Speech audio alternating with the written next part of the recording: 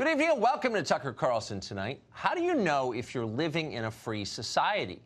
Here's a quick test. Are you allowed to say obviously true things in public, or are you forced to lie? As George Orwell put it in 1984, freedom is the freedom to say that 2 + 2 make 4. If that is granted, all else follows.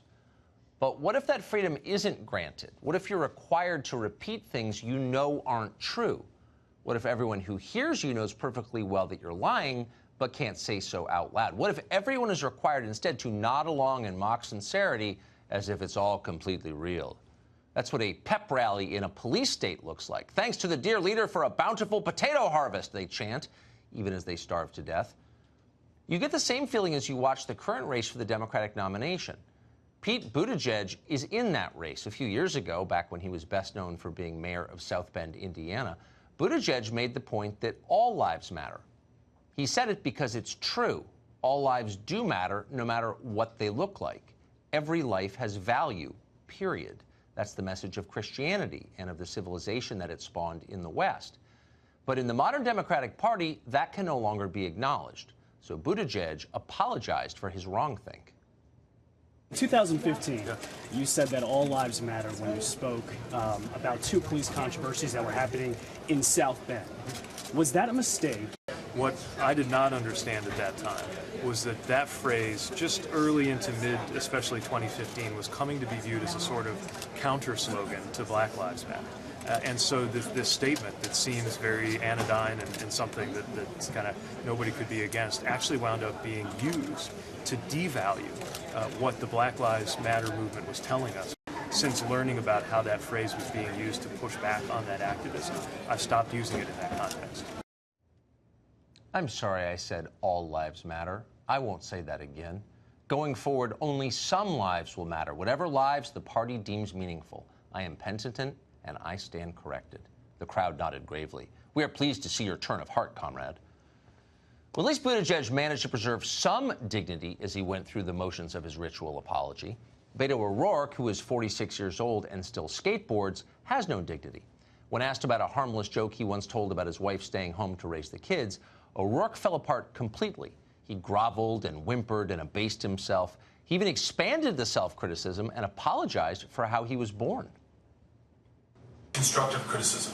It has already made me a better candidate. Not only will I not say that again, but I'll be much more thoughtful going forward in the way that I talk about our marriage, and also the way in which I acknowledge the truth of the criticism that I have enjoyed white privilege. Absolutely.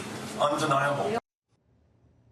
This is what Maoist tribunals look like during the Cultural Revolution.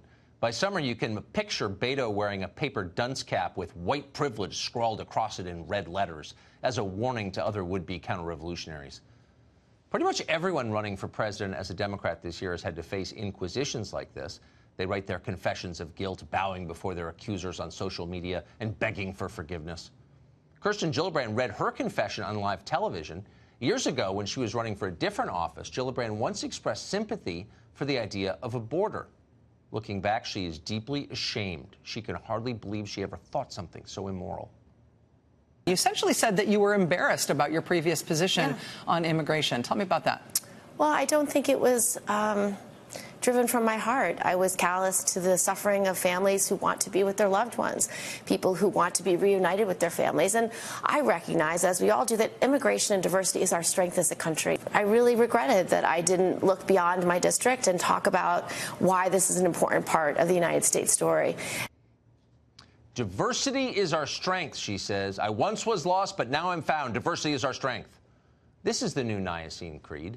Don't ask what it means. That's not your place. Just mouth the words.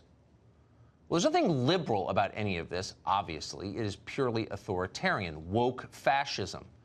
Power over ideas. In place of thinking, obedience. In return for dissent, punishment. Lying as an official policy.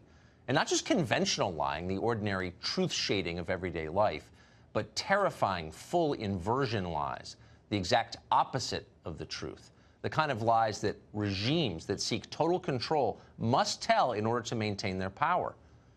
The latest of these lies is that low-grade mafia figure Al Sharpton is, in fact, a legitimate civil rights leader. All of the Democratic candidates claim to believe that now. This week, they trooped over to his extremely tax-exempt organization to pretend he's the new MLK. I know that Reverend Sharpton takes this platform seriously. This is not the place for talk. This is the place for action. People like Reverend Sharpton, who has never stopped fighting for social justice. Well, thank you so much, Reverend. Thank you for your wisdom and your witness, your work. Expressing my deep appreciation to you, Reverend Al, for everything that you've done, not just in organizing this conference, but more importantly, over the years, to make sure that this country can live up to the words in its founding documents and then go beyond. Ah, the Reverend Sharpton fighting for social justice. Where were these people in the mid-1990s when Al Sharpton was denouncing a Jewish landlord in Harlem as a, quote, white interloper just before his store was firebombed and 8 people were killed? Well, Beto was still a Manny then. Christian Gillibrand was a lawyer working for the cigarette companies. None of them were woke yet. They are now. Watch them clamor for an idea that not 20% of the American population supports: race-based reparations. Congresswoman Sheila Jackson Lee has proposed a bill to form a commission to study how to do reparations.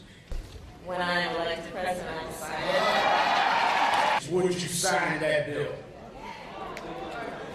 Yes. Yes, would you sign it? The House and Senate passed that bill, of course I would sign it. I firmly support Congresswoman Jackson Lee's bill to create a commission to study reparations.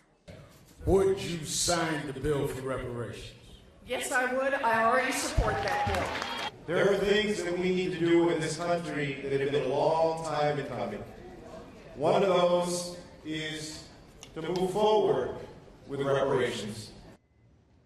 Well, it's like an altar call. In fact, it is an altar call, the modern version. But the bigger question isn't, will we get reparations in this country? The real question is, do you want to live in a place where people like the ones you just saw on the screen have more political power, where humor and dissent are criminal acts, where lying is the currency of public life, where authorities whose names you don't know can destroy you for thinking the wrong things? You're familiar with that world. You've seen it before. It's called Twitter. Imagine if it had control of the U.S. military.